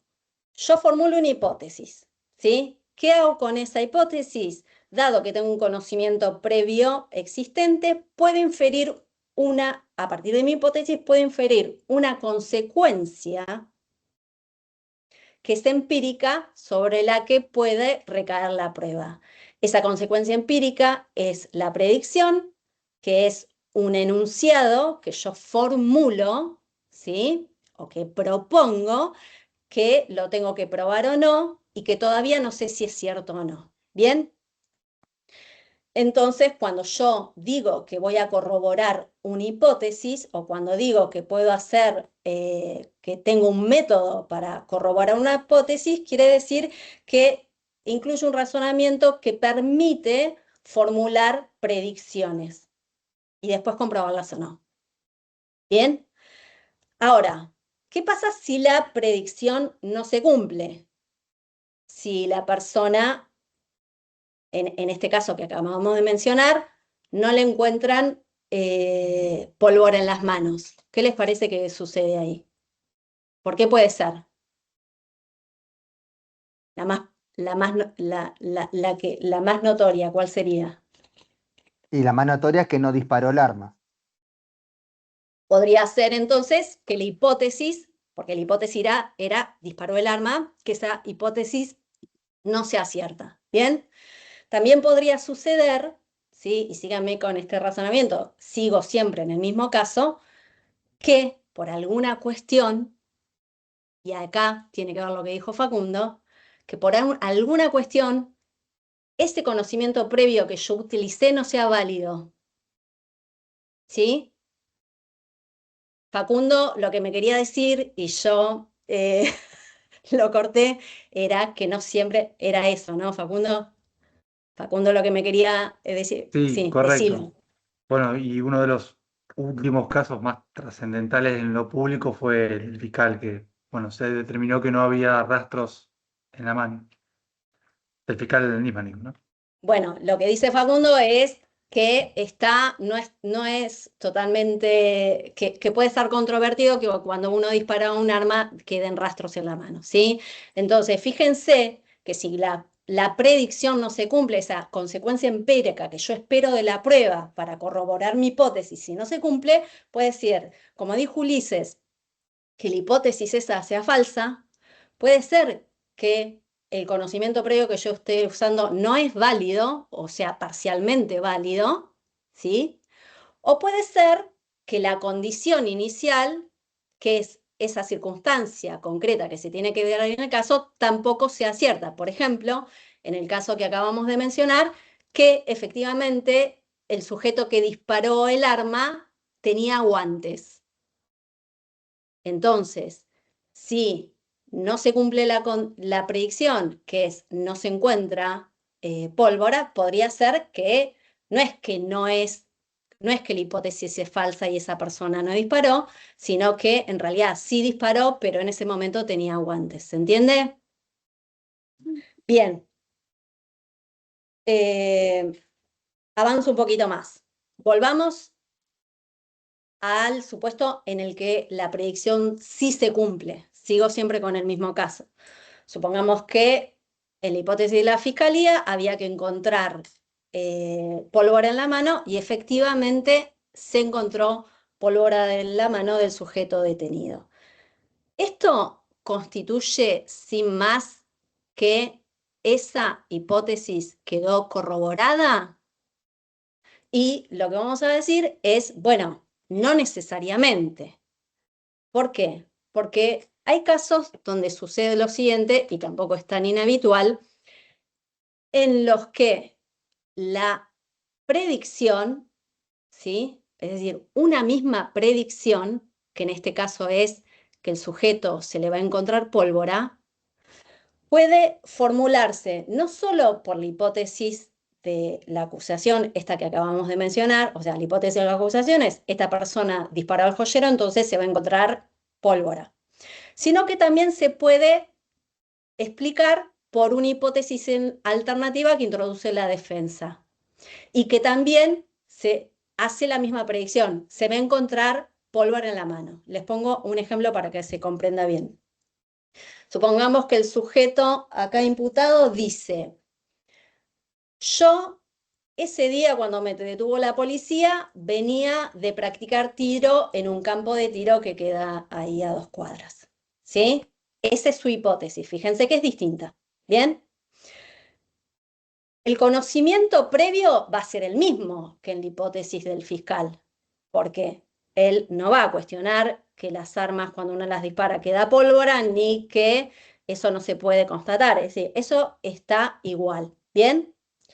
La predicción también es la misma, porque él dice, yo practiqué tiro, está este conocimiento general, a mí me van a encontrar pólvora. Y el condicionamiento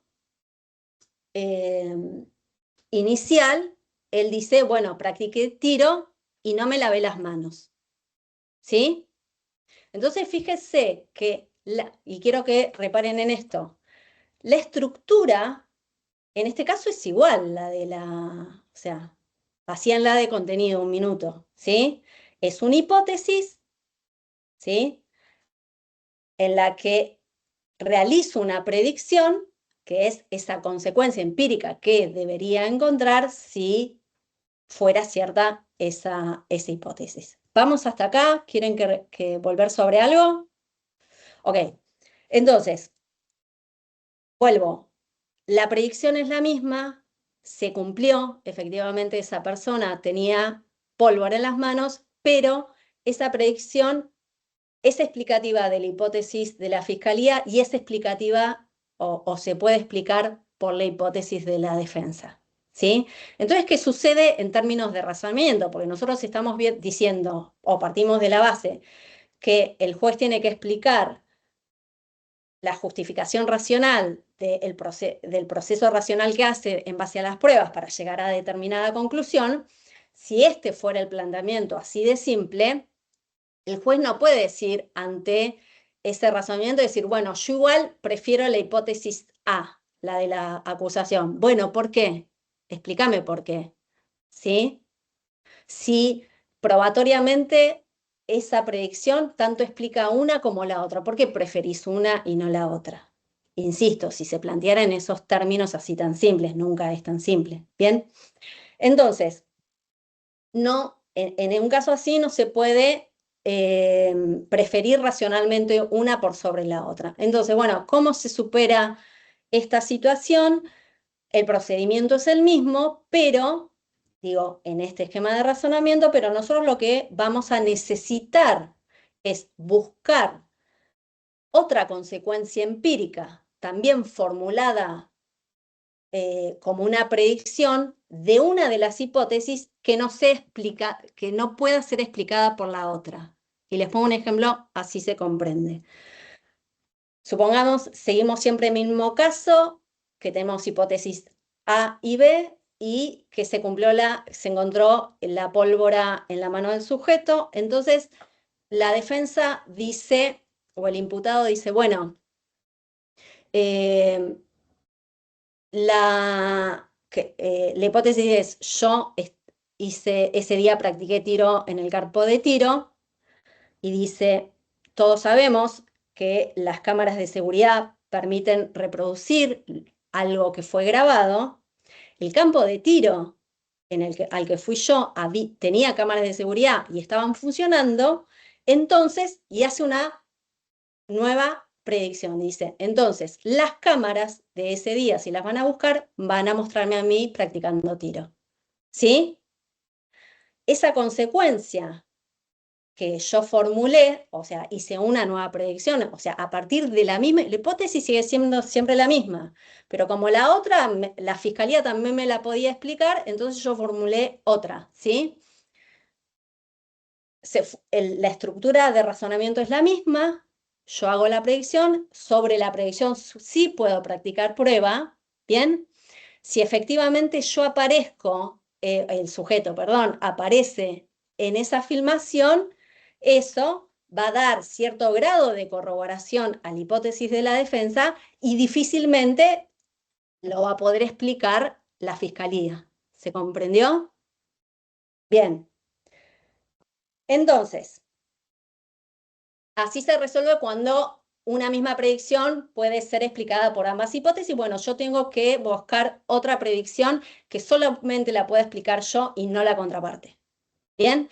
Y para finalizar, porque se nos acaba el tiempo, es que tengan presente también esto. No es que acá yo planteo un caso muy simple donde hago una predicción, pero ustedes sepan que en un caso penal van a poder formular una multiplicidad de predicciones y en la medida, o sea, siempre con el mismo razonamiento, por decir, si yo de esta hipótesis puedo predecir esto, esto y esto, y sobre eso voy a poder ir corroborando o no. O sea, comprobando o no si se cumple esa predicción, esa consecuencia de la que hablamos. Y esto, ¿por qué es importante? Porque cuanto más predicciones de mi hipótesis yo logre probar, ¿sí? Mi hipótesis va a tener un mayor grado de corroboración. ¿Sí? Y a la vez, en la medida que yo vaya cumpliendo o probando distintas predicciones que hice a partir de mi hipótesis, que no las puede explicar la contraparte, además voy a ir refutando, ¿sí? La hipótesis alternativa o haciendo que tenga menor corroboración empírica. ¿Bien? ¿Más o menos? ¿Alguna pregunta? ¿No? Bueno, era eso lo que quería decir. Gracias, Caro.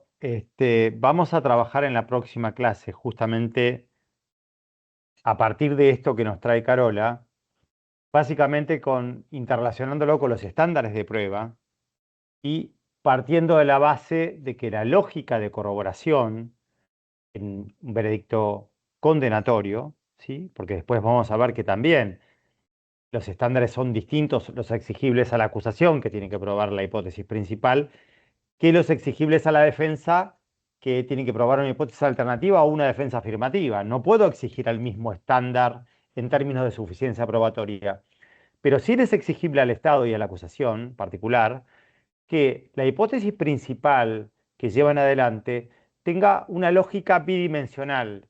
La lógica de corroboración, en los términos de lo que hablaba Carola, que al mismo tiempo no solo corroboración en términos de suficiencia probatoria sobre cada una de las proposiciones fácticas que se plantean como hecho acontecido, sino también la lógica de refutación. Esto significa, ¿sí?, que pueda refutar suficientemente cada una de las hipótesis alternativas que le plantea la defensa, ¿sí? No solo es lógica de corroboración, sino también lógica de refutación. Y para esto, entonces, la decisión del veredicto debe abordar ambas posiciones, es decir, no solo dar por corroborado la hipótesis de la acusación, y en general los jueces explican cómo es que la prueba rinde para probar la acusación, sino que también tienen que explicar por qué, ¿sí?, que es justamente en algunos de los precedentes que señalamos antes de la Corte Federal, ¿sí?, la Corte censura la actividad de los jueces que no se detienen a explicar por qué la hipótesis de la alternativa a la defensa no tiene amparo empírico, ¿sí? Entonces, es necesario tanto explicar la suficiencia probatoria de corroboración como la posibilidad de refutación de las hipótesis alternativas de la defensa. Y esto forma parte muy importante de la decisión porque la omisión de este último tramo acarrea la nulidad del veredicto. Esto, Sí, para para la algo clase que viene, vamos a ampliar un poquito con estándares de prueba. sí, algo que me acordé cuando estabas hablando de esto, que no sé si lo mencionamos la clase pasada, cuando nosotros veíamos teoría del caso, también eso sirve como estructura o puede servir como, y es buena práctica, según entendemos nosotros, como abordaje en el análisis del veredicto, es decir, plantear el veredicto en términos de, bueno, cuáles son las dos hipótesis de cada una de las partes, la hipótesis de la acusación y si hay de la defensa, y hacer este desagregado que hablábamos de en proposiciones fácticas, porque, ¿por qué? Porque el juez lo que tiene que dar por probado es cada una de esas proposiciones fácticas. Y ya vimos que la importancia que existe en que sobre alguna que sea determinante no haya prueba. Entonces eso sirve para hacer todo el análisis. Vamos ¿Bien? a ver un poquito cómo funciona esto que Carola enunció y adelantó tanto en la otra clase y volvió un poco con aquello que denominamos laguna probatoria, que lo vamos a ver un poquito también junto con los estándares de prueba. Creo que no llegué a decirles, Ok, pero bueno. bueno, no importa, pero ya tienen en la cabeza este concepto que justamente es exigible cuando... Lo vamos a ver la clase que viene, no los quiero demorar, Sí. porque me estoy anticipando a temas que vamos a ver la próxima clase. ¿Les Ok. parece? Nuevamente replicamos que recomendamos que vuelvan sobre los cuestionarios guías, les van a servir a todos ustedes para ir viendo qué es lo sustancial. Por supuesto que estamos abiertos a contestar también cualquier inquietud a través del foro correspondiente al que ustedes tienen acceso. Así que nada, les deseamos que tengan un muy feliz fin de semana, que recuerden lo que conmemoramos el 24, además de disfrutar de estos días, pero que nos acordemos también de estos 50 años, lo que hemos progresado y lo que tenemos por progresar para no caer en lo mismo, ¿sí? Bueno, buen fin de semana. Chau, hasta Gracias. luego. Gracias, Caro. Hasta luego. Chau, Hasta hasta luego. luego. Hasta luego.